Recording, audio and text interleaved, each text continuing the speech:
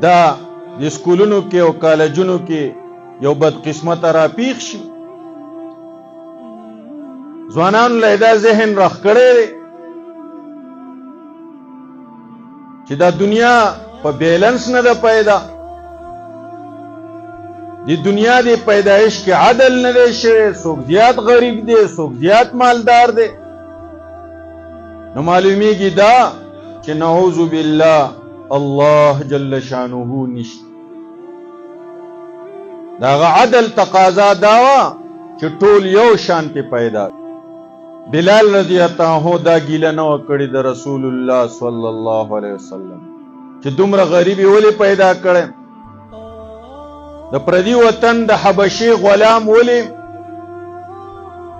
سروت کې ښکاره کوي،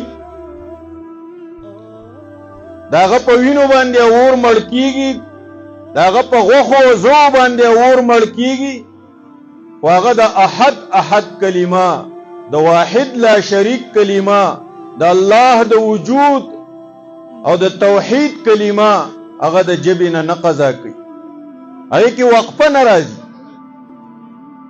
غریبانان هغه نن هم ډېر غریبانان ریړې چلی، نن هم ډېر غریبانان خولې به پې بهیږي خو مونځ به نه قضا کوي، جومات ته به ځان را رسوي.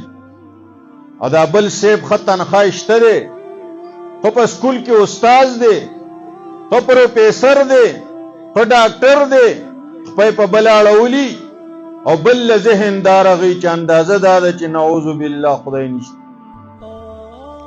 دا زمونږ دین دی، دا زمونږ ایمان دی.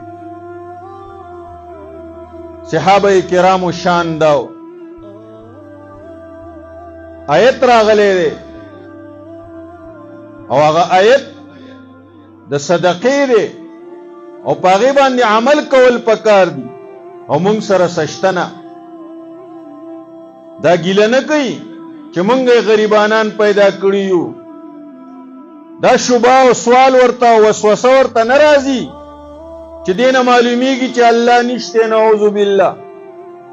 الله یو حکم را لېږلی دی، آیت یې را لېږلی دی، آیت کې د صدقې حکم دی او موږ سره د صدقې دپاره سشته نه. کنا نحمل علی ظهورنا، نو موږ به ټوله ورځ په ملا پیټي چلول، مزدورۍ بند کولې دیله چې ماښام له څه دیاړي میلاو شي او په دې آیت باندې فوراً په مخ د ځمکه عمل وشي او د صدقې عمل ژوندی شي او دا آیت بلا عمله پاتې نشي. دا ایمان